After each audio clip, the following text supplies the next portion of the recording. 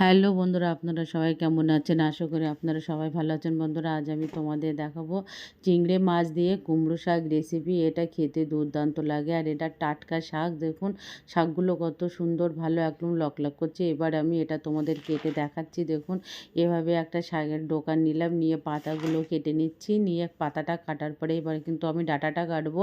ডাঁটা পাতা সবগুলোই নিয়ে নেবো। প্লিজ বন্ধুরা, তোমরা একবার এভাবে রান্না করে দেখো, ভালো লাগবে। আর অবশ্যই ট্রাই করো, সাবস্ক্রাইব করে দিও। আর কেমন হয় কমেন্ট করে অবশ্যই জানাবে। তো পাতাগুলো আমি কেটে নিয়েছি। যখন কাটছিলাম তখন একটু পাতাগুলো ঝেড়ে ঝেড়ে নেবে, যদি বালি টালি থেকে যায় তবে সেগুলো নিচে পড়ে যায়। দেখুন এভাবে পাতাটা আমি ছোটো ছোটো করে কেটে নিয়েছি। এবার ডাঁটাটা আমি তোমাদের কেটে দেখাচ্ছি। ডাঁটা একটু একটু যে উপরে ছালটা থাকে সেটা একটু করে বাদ দিয়ে তোমাদের আমি কেটে দেখিয়ে দিলাম। দেখুন পুরো শাকটা কিন্তু আমার কাটা হয়ে গেছে। এবার দেখুন ডাঁটাগুলো কেটে নিয়ে তোমাদের দেখিয়ে দিচ্ছি। কি সুন্দরভাবে দেখুন সবুজ সবুজ দেখাচ্ছে, ভালো দেখাচ্ছে।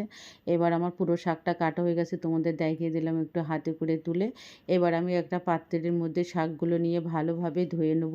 অবশ্য আমি শাকটা এখানে দুবার তিনবার করে ধুয়েছিলাম, তোমাদের ভিডিও একবারই দেখিয়েছি, কারণ সব সময় তো সবগুলো দেখাতে গেলেই ভিডিও অনেক বড় হয়ে যায় আর সবাই দেখতেও চায় না।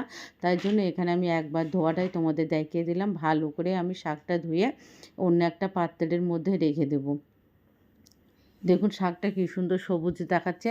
আর শাকটা যেভাবে আমি রান্না করছি তোমরা এইভাবে ফলো করলে শাকের কালারটাই এরকমই থাকবে, কালো হবে না, কোনো কালারও কোনো পরিবর্তন হবে না। তোমাদের দেখিয়ে দিলাম। এবার আমি একটা বড় সাইজের পেঁয়াজ নিয়েছি আর আমি নিয়ে নিচ্ছি এখানে কাঁচা লঙ্কা।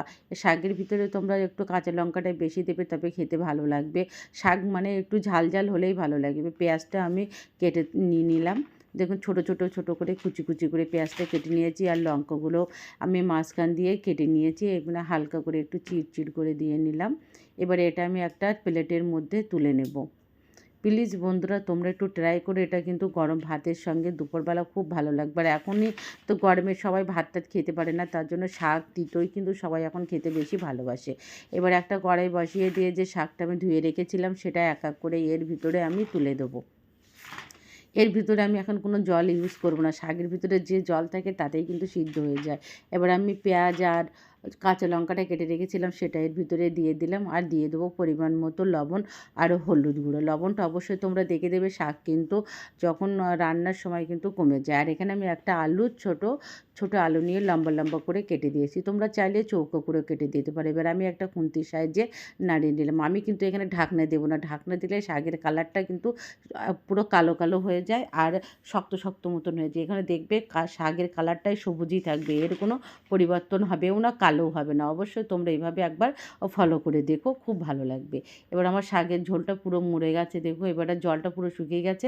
এবার আমি একটা ওই কড়াটায় শাকটা নামিয়ে এই কড়াইয়ের মধ্যে পরিমাণ মতো সর্ষের তেল দিয়ে দিলাম। তেলটা গরম হয়ে উঠলে একটা শুকনো লঙ্কা মাঝখান দিয়ে কেটে দিয়েছি আর দিয়েছি খানিকটা রসুন কুচি।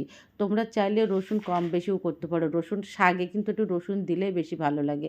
আর এখানে দিয়েছি আমি এক মুঠো চিংড়ি মাছ। আমার বেশি মোটা ছিল না চিংড়ি মাছটা, মিডিয়াম সাইজের ছিল, আমি দিয়ে দিয়েছি। আর শাকের সঙ্গে চিংড়ি মাছটাই কিন্তু খুব ভালো লাগে। এবার আমি একটু লাল লাল করে ভাজা ভাজা করে নিলাম। আর যে শাকটা আমি তুলে রেখেছিলাম সেটা এর ভিতরে এবার আমি দিয়ে দিলাম। দিয়ে একটু খুন্তির সাহায্যে নাড়িয়ে নেব। আর যখন শাকটা তোমরা রান্না করবে তখনই একটু মিষ্টি দিলে, কি শাক যে কোনো শাকের ভিতরে তুমি যদি একটু মিষ্টি দাও তা শাকেরটা টেস্টটা কিন্তু অনেকটা ভালো লাগে। আর মিষ্টি মিষ্টিও লাগে আর খেতেও ভালো লাগে, সবাই খেতেও ভালো মানে চায়, ভালোও লাগে একটু মিষ্টি মিষ্টি হলে। প্লিজ বন্ধুরা তোমরা ট্রাই করবা। এবার আমার শাকটা একদম পুরো ভাজা ভাজা হয়ে গেছে, এবার আমি একটা অন্য পাত্রের মধ্যে তুলে নিলাম। Thank you.